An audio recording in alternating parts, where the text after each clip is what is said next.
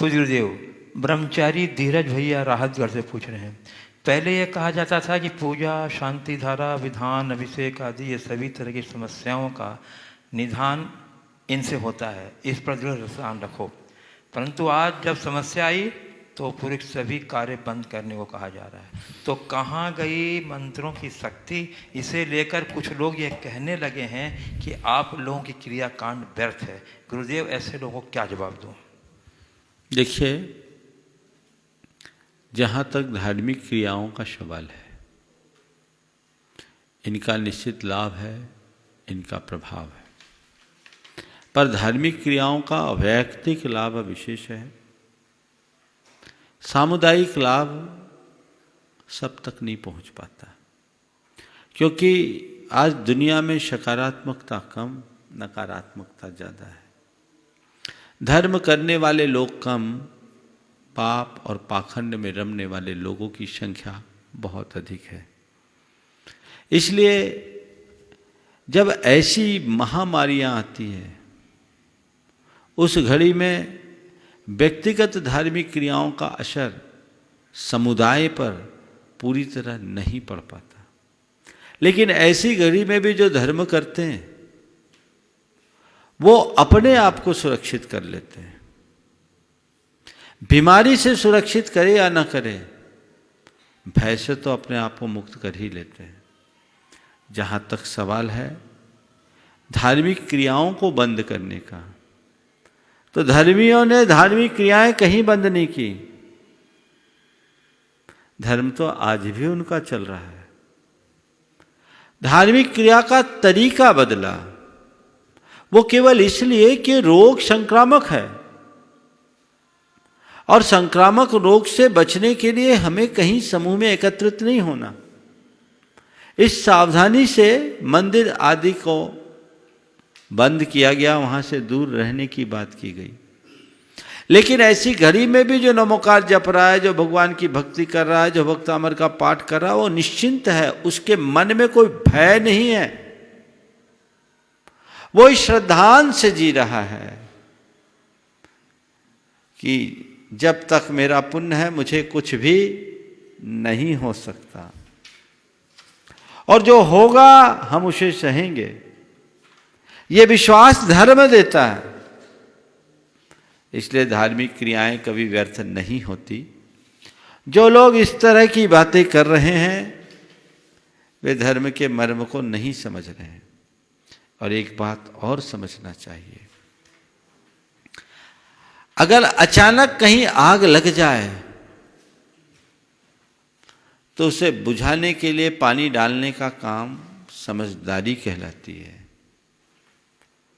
पर जानबूझ करके आग में कूदना क्योंकि मेरे पास पानी है, समझदारी नहीं। अचानक कोई विपदा आ जाए, उस वैयक्तिक विपदा के निवारणार्थ यदि हम कोई धार्मिक क्रिया करते हैं वो उपयोगी है। पर सर्वत्र विपदाएं दिख रही हैं और जानबूझ करके हम वो कार्य करें, ये तो बेवजह आग लगाने जैसी ही प्रवृत्ति है ना। इस तरह की मूर्खता कोई धर्मात्मा नहीं करता। इसलिए हमें समझदारी रखनी ही चाहिए। और कल महावीर जयंती है। हमने अनेक बार इस मंच से बोला है कि इस आपातकालिक स्थिति में अपनी धार्मिक क्रियाओं को अपने घरों तक सीमित रखिए। कल आप लोग मंदिरों में फिर भीड़ लगाने की कोशिश नहीं कीजिएगा कि आज तो महावीर जयंती है। आपको शासन और प्रशासन की हिदायतों को मानना, ये आपकी सुरक्षा के लिए, समाज की सुरक्षा के लिए, राष्ट्र की सुरक्षा के लिए, पूरी मानवता की सुरक्षा के लिए है। सच्चे अर्थों में देखा जाए तो यही भगवान महावीर के आदर्शों का अनुकरण भी है। इसलिए इसमें किसी प्रकार का लोभ लालच मत करना, अपनी भावनाओं पर संयम रखना, और जिस तरह का कार्यक्रम आप लोगों को बताया गया है आप उसी कार्यक्रम में अपने आप को सहभागी बनाएं। ठीक 8 बजे अपने अपने घरों में आपको घंटे बजाना है, तालियां बजानी है, थालियां बजानी है, जो आपके पास सुनो। जयकारों से इस पूरे के पूरे भूमंडल को गूंजा देना है। और 8-5 के बाद यहाँ से जो अभिषेक होगा आपको दिखाया जाएगा, उस अभिषेक और शांति धारा को देखें और वही पूजन को आप अपने घर बैठ कर के सामूहिक पूजन जैसा मान लीजिएगा और पूजन होगा। और उसके बाद भगवान महावीर के इस जन्म जयंती के अवसर पर आप सबके बीच जो सामूहिक उद्बोधन होना है वो होगा, ये लाभ आपको मिल रहा है। और शाम को उसी तरह आप सब आरती उतारने का कार्यक्रम करेंगे। तो ये एक कार्यक्रम है, आपको उसी तरीके से लेकर के चलना है। तो जो बात अभी मैंने आप सबसे कही, किसी भी चीज़ की नकारात्मक व्याख्या कतई उचित नहीं है। जिस क्रिया का जो लाभ है वो है ही। जो धार्मिक क्रियाओं को कोरा क्रियाकांड बताते हैं वो ठीक तरीके से नहीं समझे। इस सब का प्रत्यक्ष लाभ जीवन में सकारात्मकता की वृद्धि है। यदि हम पूजा पाठ आदि करते हैं, मन के नकारात्मक आवेग शांत होते हैं, भय और उद्वेग शांत होता है, तो इससे बड़ी बात और क्या है।